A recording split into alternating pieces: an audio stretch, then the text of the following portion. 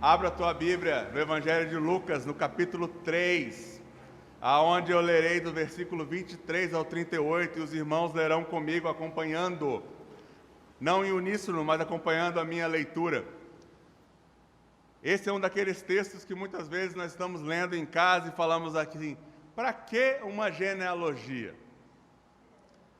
Eu vou apresentar a vocês aqui nessa pregação a genealogia dos dois Adões. Assim está escrito na inerrante, infalível, autoritativa, necessária, totalmente abrangente e suficiente Palavra de Deus. Ora, tinha Jesus cerca de 30 anos ao começar o seu ministério. Era como se cuidava, filho de José, filho de Eli, filho de Matate, filho de Levi, filho de Melqui, este filho de Janai, filho de José, filho de Matatias, filho de Amós, filho de Naum, este filho de Esli, filho de Nagai, filho de Maate, filho de Matatias, filho de Semei, este filho de José, filho de Jodá, filho de Joanã, filho de Ressa, filho de Zorobabel, este de Salatiel, filho de Neri, filho de Melqui, filho de Adi, filho de Cozã, este de Eumadã, filho de filho de Josué, filho de Eliezer, filho de Jorim, este de Matate,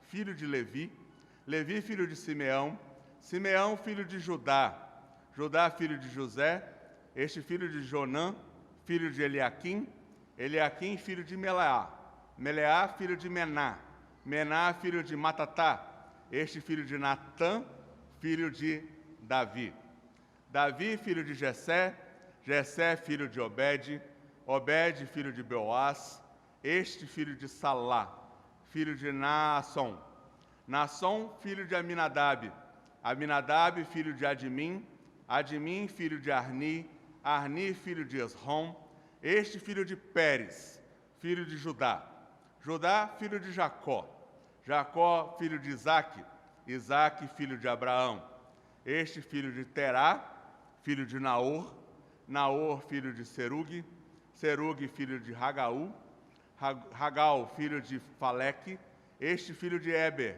filho de Salá, filho de Cainã, filho de Arfaxade, filho de Sem, este filho de Noé, filho de Lameque, filho de Metusalém, filho de Enoque, filho de Jared, este filho de Malaléu, filho de Cainã, filho de Enos, filho de Sete, e este filho de Adão, filho de Deus.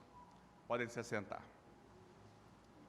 Eterno Deus e Pai, a Tua gloriosa palavra, autoritativa, palavra inspirada pelo Teu Santo Espírito. Não há nada registrado nos seus 66 livros que seja inútil e que não seja para nosso ensino. Pelo contrário, tudo que aqui foi gravado foi por Tua inspiração e para a nossa edificação, para a nossa santificação, para o nosso enlevo espiritual, para o nosso conhecimento mais apurado de Ti e da Tua vontade. Nada aqui não é autoritativo para nós.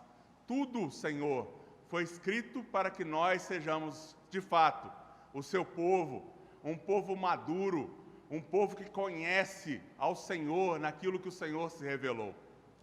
Aplica, Senhor Deus, esta mensagem de hoje ao coração dos meus irmãos que aqui estão e aqueles que ouvirão ela através dos instrumentos que temos disponíveis. Pois assim como falaste comigo mesmo, fala com cada um deles, para que eles sejam edificados na Tua vontade. Que o Senhor seja glorificado em Cristo Jesus. Amém. Irmãos, quantos de vocês já sofreram ao tentar ler a Bíblia inteira e chegar lá no livro de Números e ter que ler aquelas várias genealogias? Quantos preferiram usar lá a famosa tradução, quase uma paráfrase, chamada Nova Tradução na Linguagem de Hoje, porque lá ele sai resumindo aquilo que é repetido várias vezes. O fato é que Deus sempre teve um propósito no registro de todas essas coisas. 2 evangelistas fazem genealogias de Jesus e escrevem essas genealogias. Um deles é Mateus, que escreve a genealogia real de Jesus. O outro é Lucas, que escreve a genealogia humana de Jesus. Cada um deles tinha um propósito diferente. E eu tive um propósito diferente de falar primeiro da de Lucas, em vez de falar da primeira da de Mateus. Afinal de contas, nós estamos fazendo uma série de sermões numa harmonia dos evangelhos. Portanto, na semana passada eu preguei sobre a pré-encarnação de Cristo. Agora eu falo da sua genealogia. E aqui nós temos o que eu chamei nesse sermão como tema, a genealogia dos 2 Adões.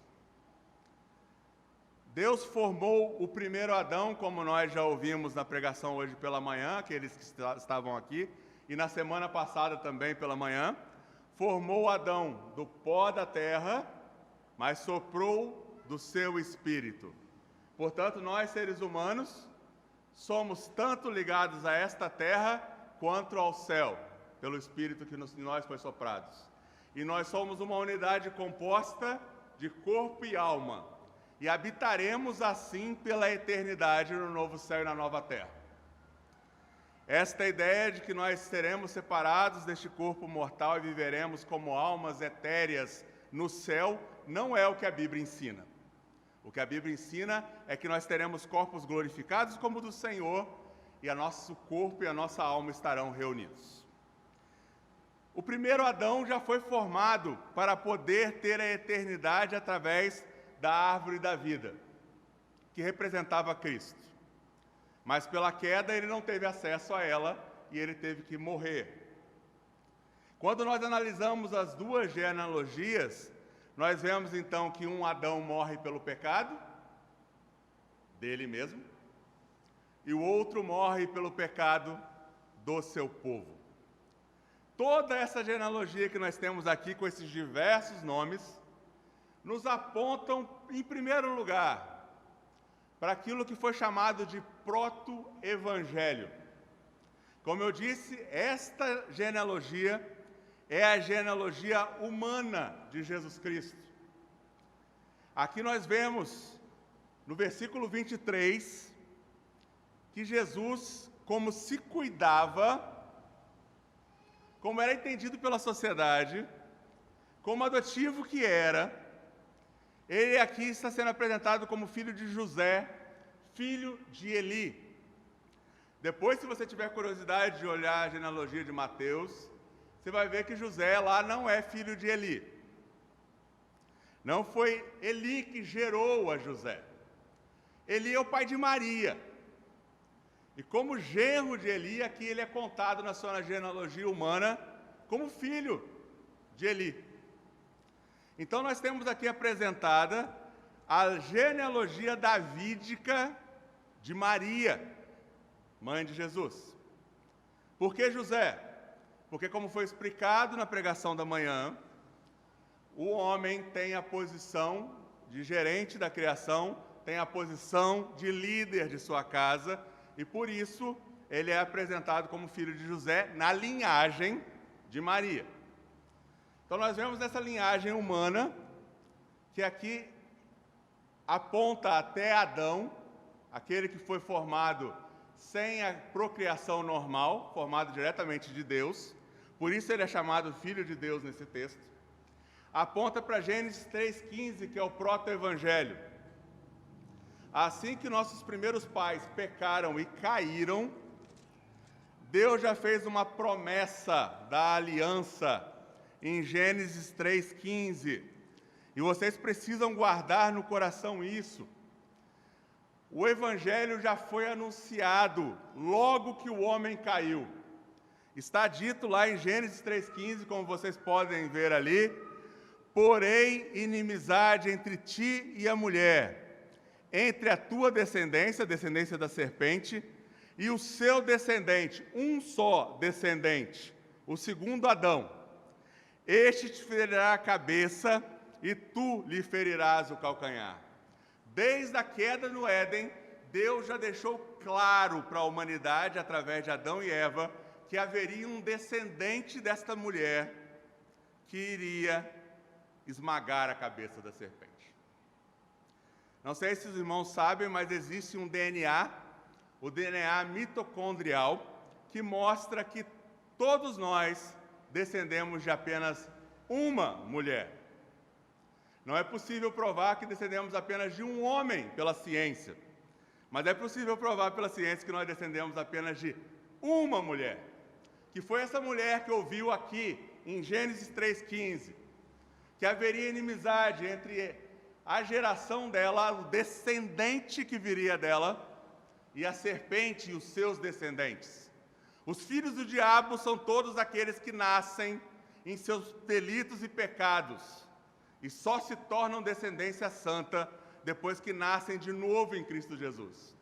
Portanto, aquele texto está dizendo que toda descendência de pecadores seria inimiga do descendente da mulher.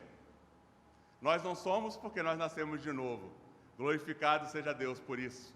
Por isso nós fomos atraídos com laços de amor para habitarmos com Cristo eternamente. Mas o primeiro ponto de por que nós temos essa genealogia tão complexa, com tantos nomes, é apontar para que aquela promessa que foi feita para Adão e Eva lá no Éden se cumpriu em Jesus, através da descendência da mulher, que é Eva, não Maria. Maria tem uma posição no plano divino, mas ela não é divina, como alguns por aí acreditam. Mas voltando à nossa genealogia, então, comecemos de trás para frente com alguns pontos. Nós vemos aqui que Adão tinha tido 2 filhos, Caim e Abel, e como nós sabemos, Caim matou Abel. Quando o filho Caim nasceu, Eva acreditava que Caim era o descendente que iria pisar na cabeça da serpente. Quando você lê o texto lá no hebraico, você vai ver que essa é a esperança que ela já está colocando ali. Deus me deu um filho, Caim, e vai ser ele que vai redimir o nosso povo. Pelo contrário, Caim foi lá e matou Abel. E aí Deus deu um outro filho, que foi Sete. E é dito lá em Gênesis 4:25 sobre Sete. Nós vamos ter um exercício de ler a Bíblia. Por acaso, isso é uma das tarefas nossas no dia do Senhor.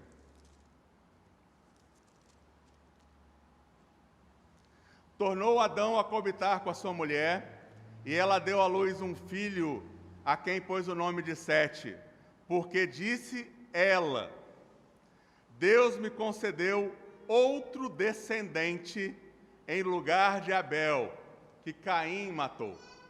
O significado do que ela está falando aqui, Eva, é que ela acreditava que Sete seria o descendente que esmagaria a cabeça da serpente. Ele não foi, mas ele foi daquela linhagem santa que está aqui nessa genealogia. E é por isso que nós temos as genealogias gravadas desde o Gênesis, para mostrar que existe uma linhagem santa que seguiu adorando o Senhor até que Cristo veio. Então nós vemos que Eva tinha essa esperança em Sete. Depois aparece mais um personagem, em Gênesis 4:26. É dito na Escritura: a Sete nasceu-lhe também um filho, ao qual pôs o nome de Enos. Daí se começou a invocar o nome do Senhor. Amados irmãos, nossos primeiros pais, mesmo na queda, mesmo eles tendo deixado o Éden porque eles pecaram contra o Senhor, eles não deixaram de adorar a Deus. E eles não deixaram de ensinar aos filhos deles como deveriam adorar a Deus.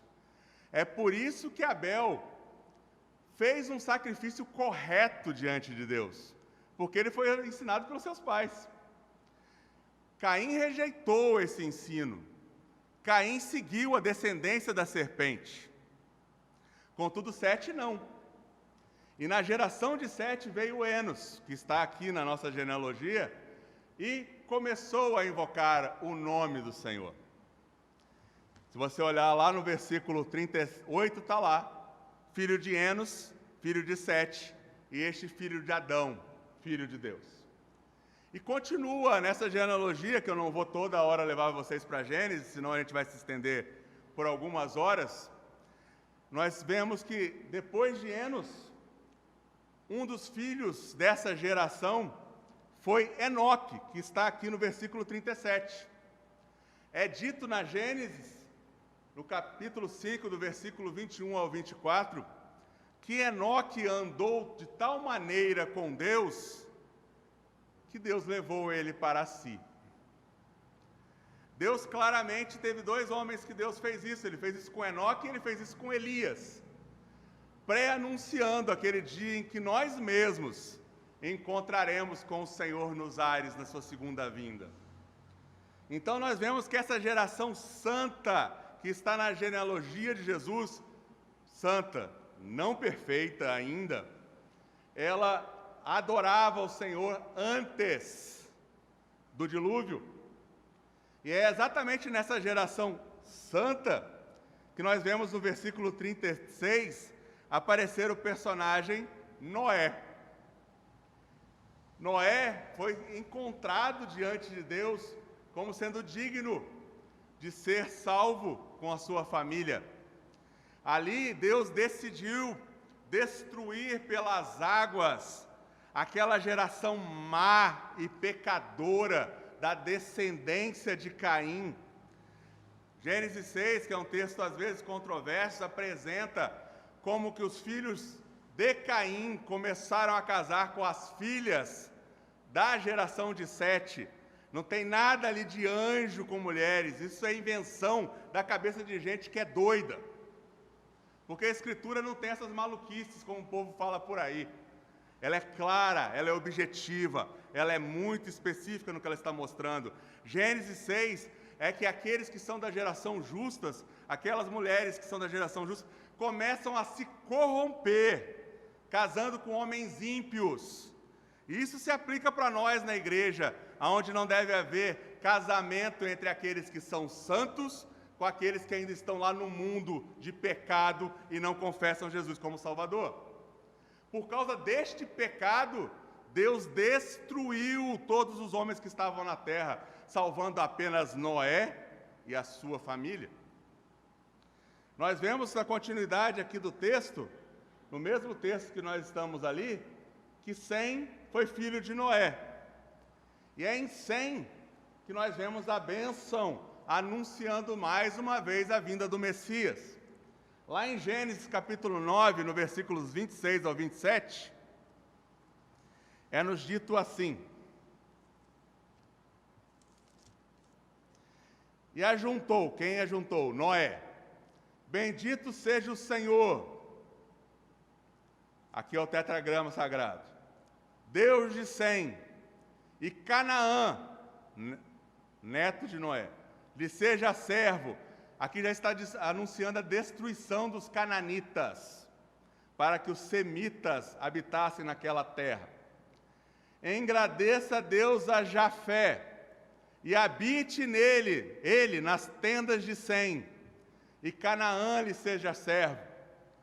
Aqui claramente já há um anúncio pré-figurado de que Sem, a geração de Sem, a linhagem de Sem, será a linhagem que virá o Messias prometido. Que os cananitas seriam escravos, porque eles continuariam no seu caminho de pecado, que nós vemos no Antigo Testamento. Mas já os jafitas, aqueles que passam a habitar outras regiões, eles habitariam nas tendas de Sem, ou seja, seriam agregados à família da fé, através da mensagem, tanto de Israel, mas principalmente da mensagem cristã. Depois nós temos um outro descendente aqui muito importante, que é Abraão. Abraão está no versículo 34.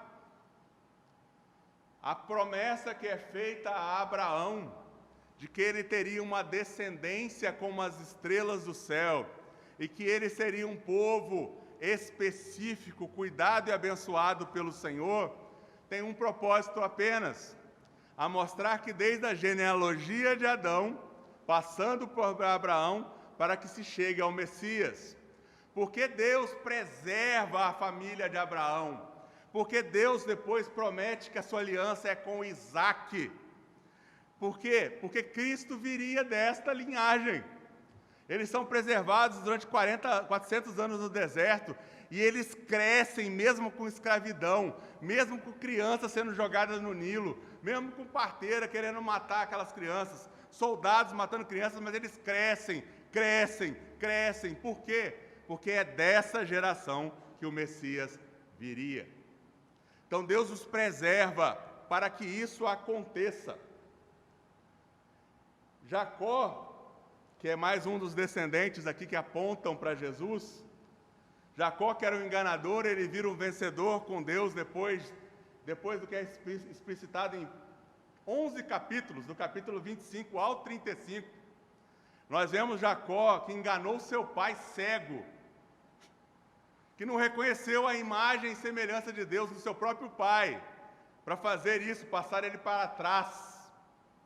Esse Jacó vira Israel de Deus, porque é dele que virá a linhagem do Messias. E nós vemos então a bênção de Jacó sobre o seu filho Judá, o primeiro ali do versículo 34. Quando nós vamos para Gênesis 49, nós vemos qual é a bênção que é dada a Jacó por o seu pai, para Judá pelo seu pai Jacó. Assim é dito, no capítulo 49, versículo 8. Judá, teus irmãos te louvarão, a tua mão estará sobre a cerviz de teus inimigos. Os filhos de teu pai se inclinarão a ti. Judá é leãozinho, da presa subiste, filho meu. Encurva-se e deita-se como leão, e como a leoa, quem o despertará? O cetro não se arredará de Judá, nem o bastão de entre seus pés, até que venha Siló, e a ele obedecerão os povos. Ele amarrará o seu jumentinho à vide, e o filho da sua jumenta à videira mais excelente. Lavará suas vestes no vinho, e a sua capa em sangue de uvas. Os seus olhos serão cintilantes de vinho, e os dentes brancos de leite. Da geração de Judá, há uma promessa: o cetro do reino estaria nas mãos dele. E aqui a gente já entrou na genealogia de Mateus, que aponta para essa linhagem messiânica, para a linhagem do Messias.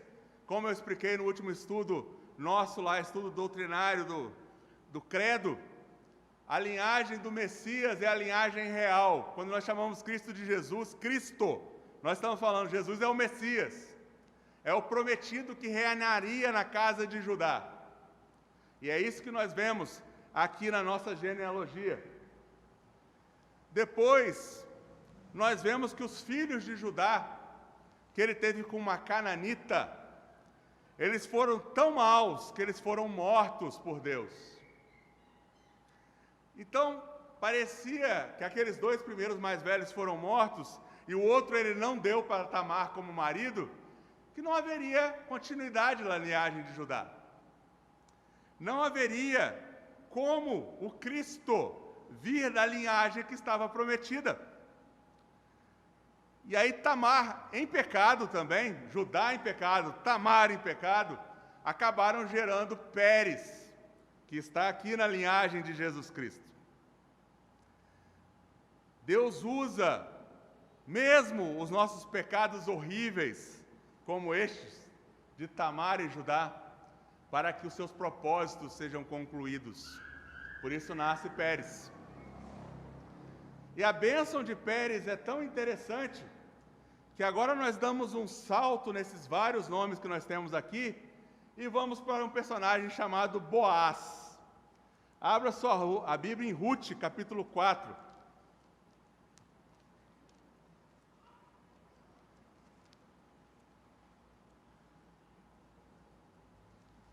página 339. Ruth, capítulo 4, do versículo 9 ao 12. Só para vocês verem a interessante como Pérez era reconhecido como abençoado na casa de Judá. Então Boaz disse aos anciãos e a todo o povo: sois hoje testemunhas de que comprei da tua mão de Noemi tudo que pertencia a Elimeleque, a Quilion e a Malom, e também tomo por mulher Ruth, a Moabita, que foi esposa de Malom, para suscitar o nome deste sobre a sua herança, para que este nome não seja exterminado dentre os seus irmãos e da porta da sua cidade. Disto sois hoje testemunhas. E olha, observe o que todo o povo disse. Todo o povo que estava na porta e os anciãos disseram: somos testemunhas. O Senhor faça esta mulher que entra na tua casa, como Raquel e como a Lia, que ambas edificaram a casa de Israel, e tu, Boaz, há de ser valorosamente em Efratá, e faz este nome afamado em Belém. Seja a tua casa como a casa de Pérez, que Tamar teve de Judá, pela prole que o Senhor te der desta jovem. E quem veio da prole desta jovem, a Ruth Moabita com Boaz? Quem veio foi o rei Davi, o 7º filho de sua casa, aquele que era nem considerado pelo pai quando Samuel apareceu lá para ungí-lo. Mais uma vez, a palavra Messias significa ungido. Ungí-lo, rei, sobre todo Israel. Então, desse Pérez, que nasceu nessa condição toda, mais uma vez, Deus confirma a linhagem do Messias. E o resgatador Boaz casou com Ruth, como nós sabemos, nasceu Davi. A promessa que Deus fez para Davi foi que ele firmaria para Davi um trono eternamente. Quem assumiu o trono, como diz a linhagem de Mateus, que é a linhagem real, que precisa ser a partir de José, porque não seria reconhecida se fosse de outra forma. Aquela linhagem real é vinda através de Salomão, filho de Davi. Só que na linhagem real de Salomão, filho de Davi, antes do exílio babilônico, um daqueles que está na linhagem de Mateus, a gente vai estudar isso na próxima semana, na pregação da próxima semana, foi amaldiçoado por Deus. E foi dito que ninguém da geração dele assumiria o trono sobre Israel.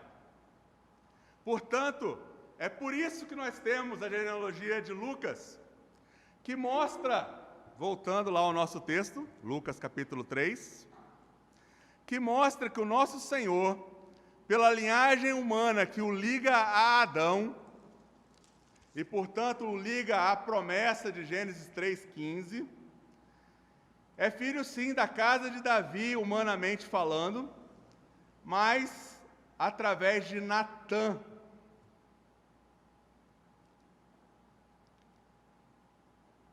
Onde está Davi? Judá. Versículo 31. No versículo 31 é dito que o filho de Davi, da linhagem lá, era Natã. Natã é um dos 4 filhos que Davi teve em Jerusalém com Batseba. Batseba, esposa de Urias, Urias que Davi mandou assassinar e, portanto, é o assassino dele. Mas Deus, que é um Deus perdoador, perdoou Davi apesar desse seu pecado, porque Davi tinha o coração correto. Ele se arrependeu do que fez. Mas mesmo assim ele pagou o preço pelos seus pecados. Por isso, mais uma vez, aplicando a nós cristãos, nós não temos o direito de pecar porque somos eleitos ou predestinados à salvação. Se você não quiser viver uma vida debaixo do sangue, como Davi, que era predestinado a ser aquele que geraria a linhagem do Messias Jesus Cristo, ande nos mandamentos do Senhor, porque senão ele pode pesar a mão em cima dos seus filhos. Deus é misericordioso e bom, mas não é bobo, como alguns ensinam por aí. Ele pratica a justiça, a começar por sua casa. E assim ele fez com Davi. Mas aqui, voltando a Jesus, nós vemos que ele descende humanamente de Natã, um dos 4 filhos de Davi com Batseba. Isso está registrado lá em 1 Crônicas, capítulo 14, versículo 4. E eu só quero citar mais um personagem antes de aplicar a genealogia dos 2 Adões na parte teológica. O último personagem que eu quero apresentar desse texto é o que está no versículo 27, que é Zorobabel. Zorobabel era da linhagem do rei. Ele era tanto da linhagem de Salomão, quanto da linhagem de Natã. Ele tinha essas 2 linhagens, Zorobabel. Mas ele não voltou como rei. Por quê? Porque Israel, depois que volta da Babilônia, volta como vassala do reino da Assíria. Então ele não poderia ser rei. E aqui nós vemos, mas ele teve uma grande e importante função. Zorobabel voltou por aquilo que foi promulgado pelo rei da Assíria para reconstruir o templo. Porque a plenitude dos tempos, que viria o segundo Adão, Jesus Cristo, necessitava que o templo estivesse de novo construído. Necessitava que o povo tivesse voltado para onde é Israel. Portanto, Zorobabel tem toda essa importância de ser aquele que foi designado como líder que levou a primeira leva do povo de volta da Babilônia para dentro de Israel, para construir novamente o templo e para que a plenitude dos tempos fosse alcançada. Mas por que nós temos então a genealogia dos 2 Adões? Primeiro, para que nós possamos ver que nessa linhagem de pecadores eleitos e abençoados pela graça, que esperavam na salvação de Israel, que era o Messias Jesus Cristo, Deus se compraz de usar homens e mulheres imperfeitos, falhos, mas que têm um coração disposto a adorá-lo e buscá-lo. Isso para mim é um conforto muito grande e creio que seja também para vocês. Porque nenhum de nós aqui é perfeito. Nosso Senhor Jesus Cristo é. Nós devemos buscar sim a perfeição. Mas nós sabemos que não somos. Portanto, ver essa genealogia cheia de tantas pessoas, Davi pontuando como o principal desses pecadores arrependidos, que tem o coração certo de se arrepender, um coração segundo Deus, como Deus mesmo fala. Portanto, é importante ver essa primeira aplicação para nós nesse texto. Deus se agrada de usar instrumentos imperfeitos para que a sua glória, a glória do seu Filho eterno perfeito, viesse até a terra e continue sendo espalhada na terra. Mas por que nós temos a genealogia dos 2 Adões? Agora, partindo para a parte teológica, olhemos lá em Romanos, capítulo 5, versículo 12 ao 21, o que é dito sobre a genealogia dos 2 Adões, sobre esses 2 Adões. Capítulo 5, versículos 12 ao 21, apresenta Adão e Cristo. Então nós temos essa genealogia com esse monte de nomes para quê? Para apresentar essa ligação entre o primeiro Adão e o segundo Adão. E assim diz Paulo: portanto, assim como por um só homem entrou o pecado no mundo, e pelo pecado há a morte, assim também a morte passou a todos os homens, porque todos pecaram. Mesmo nós olhando aquela genealogia, daqueles que começaram a invocar o nome do Senhor, aqueles que começaram a sacrificar para o Senhor, aqueles que teve um homem que foi transladado, aquele que teve um homem que foi aquele que construiu a Arca da Aliança e salvou a humanidade, aqueles que tiveram todo esse trabalho na obra do Senhor, nós vemos que todos eles eram pecadores, porque eles descendiam de Adão. O pecado passou a todos, porque todos pecaram. Porque até o regime da lei, entre o Éden e o Êxodo, havia já pecado no mundo. Mas o pecado não é levado em conta quando não há lei. E aí nós precisamos entender, como eu já expliquei hoje pela manhã, a lei já estava gravada no coração dos homens desde o Éden. O teste de obediência, de não tocar na árvore do conhecimento do bem e do mal, já expressava toda a lei que nós temos revelada na Escritura. Portanto, o pecado é levado em conta. Por isso Deus destruiu os homens pelo dilúvio, porque o pecado é levado em conta. Entretanto, como diz aqui, reinou a morte desde Adão até Moisés, mesmo sobre aqueles que não pecaram à semelhança da transgressão de Adão, o qual prefigurava aquele que havia de vir. Por isso mesmo a linhagem justa foi destruída, sobrando apenas a Noé, sua mulher e seus 3 filhos e as esposas deles.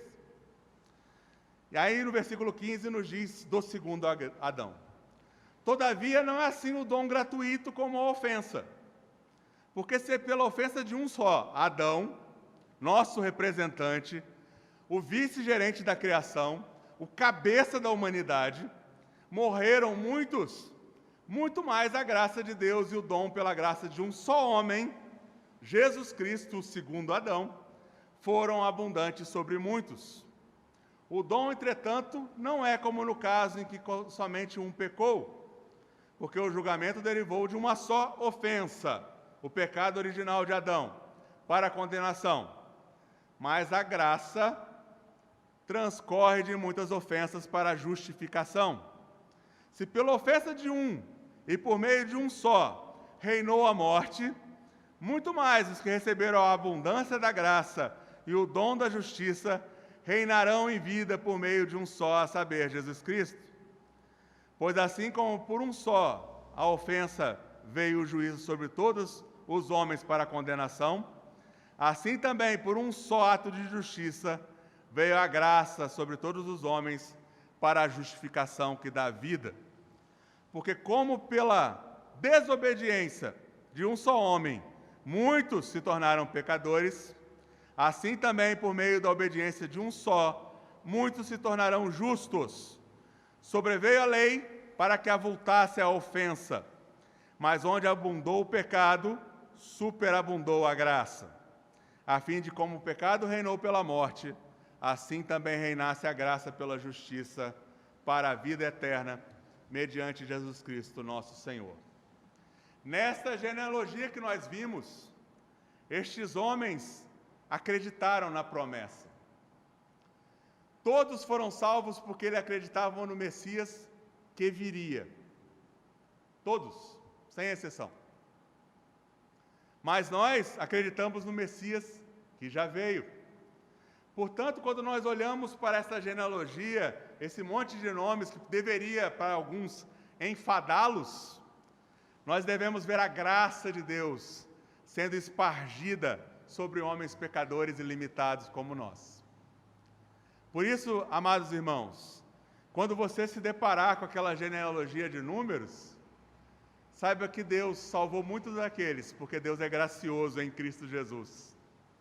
A sua graça tem registrado nossos nomes no livro da vida. E nós eternamente estaremos com o Senhor, como estes homens que estão aqui na Bíblia estão. Deus seja louvado. Deus aplica a nós o desejo de olhar para textos complicados da Escritura e buscarmos entender a mensagem que está ali. Esse é o nosso papel como cristãos, nos debruçar sobre a palavra e tirar os tesouros que nos fazem mais felizes, sabendo que Cristo Jesus, nosso Salvador, Ele é manso e suave conosco. E é isso que nós agora cantaremos em adoração a Ele. O hino do Inário Novo Cântico 201, manso e suave. Não sei se hoje nós temos pessoas aqui que ainda não são cristãs, mas eu mostrei para vocês que a salvação só está em Cristo Jesus. E Ele é manso e suave. Pare de fugir. Entregue a sua vida a Cristo. Receba-o como Senhor e Salvador, pois fora dele não há salvação.